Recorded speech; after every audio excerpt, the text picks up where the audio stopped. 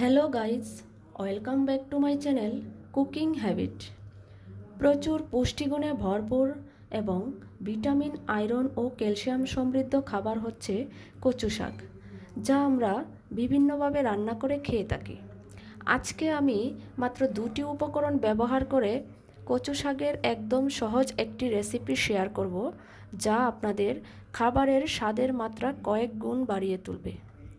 যদি আপনার মুখে একদমই কোনো খাবারের রুচি না থাকে, তাহলে প্লিজ একবার এই রেসিপিটি বানিয়ে খেয়ে দেখুন। আপনি নিজেই বুঝতে পারবেন খাবারের রুচি কতটা চলে এসেছে। তাহলে চলুন কথা না বাড়িয়ে শুরু করা যাক। কচু শাকের এই রেসিপিটি তৈরি করার জন্য এখানে আমি 2 আঁটি কচু শাক আগে থেকে ধুয়ে কেটে নিয়েছি। এবার চলে যাব মূল রান্নায়। চুলায় ফ্যান বসিয়ে দিয়েছি। এবার আমি কচু শাকগুলো দিয়ে দিব।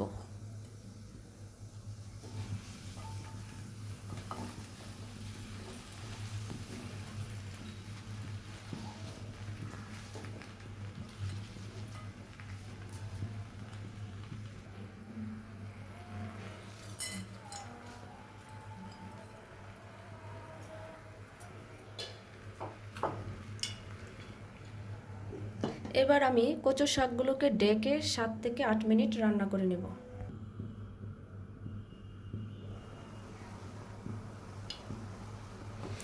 দেখুন শাক সিদ্ধ হয়ে কতটা কমে গেছে। মাঝখানে আমি ঢাকনা খুলে একটু পানি অ্যাড করেছিলাম, নেড়ে দিয়েছিলাম 2 বার।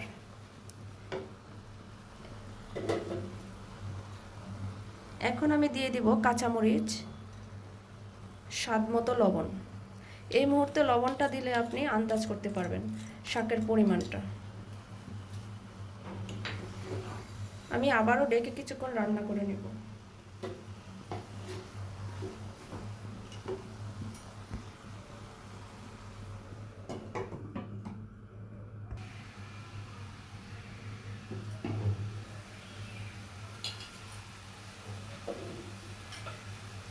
দেখুন লবণ দেওয়ার পর কচু শাক থেকে কতটা পানি ছেড়ে দিয়েছে। মাঝখানে আমি 2 থেকে 3 বার কচু শাকটাকে নেড়ে ছেড়ে দিয়েছিলাম চামচ দিয়ে, ঠিক এইভাবে। কচু শাকের মধ্যে যে পানিটা বের হয়ে আসছে সেটা কিন্তু আমরা ফেলবো না, ফেললে তার পুষ্টিগুণ সব চলে যাবে। এই জন্য আমরা এই পানিটা শাকের মধ্যেই শুকিয়ে নেব। সেই পর্যন্ত আমরা শাকটাকে নাড়তে চাড়তে থাকবো। দেখুন শাকের পানিটা প্রায় শুকিয়ে গেছে। এবার শাকটাকে আমরা সম্বার দিয়ে দেব। প্যানে তেল দিয়ে দিয়েছি। এবার আমি দিয়ে দেব শুকনো লঙ্কা,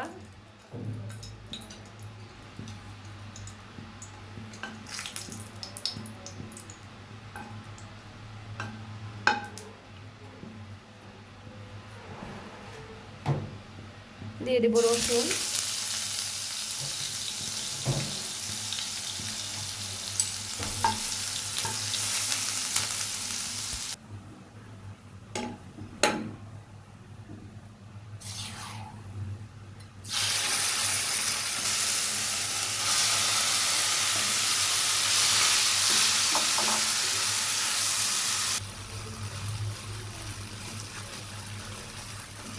শাকটাকে এভাবে 2 থেকে 3 মিনিট নেড়ে ছেড়ে রান্না করে নেব।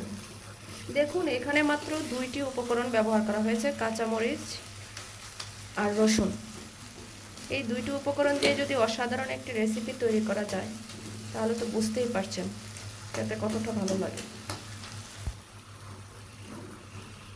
শাকটা হয়ে গেছে। এবার আমি বাটিতে নিয়ে পরিবেশন করব। গরম ভাতের সাথে কচু শাক খেতে কিন্তু দারুণ টেস্ট লাগে। আপনারা যারা একটু বেশি ঝাল খেতে পছন্দ করেন, তারা কাঁচামরিচের পরিমাণটা একটু বাড়িয়ে দিবেন, সাথে একটু রসুনের পরিমাণও বাড়িয়ে দিবেন। ঝাল আর লবণ ঠিক থাকলে, একটু বেশি হলে কিন্তু আপনার টেস্ট এমনিতেই বেশি চলে আসে। আমার আজকের রেসিপি কেমন হয়েছে কমেন্ট করে জানাবেন। ভিডিওটি ভালো লাগলে চ্যানেলটিকে সাবস্ক্রাইব করে পাশে থাকা বেল আইকনটি প্রেস করে দিন। দেখা হচ্ছে পরের ভিডিওতে। সেই পর্যন্ত সবাই ভালো থাকুন, সুস্থ থাকুন। ধন্যবাদ।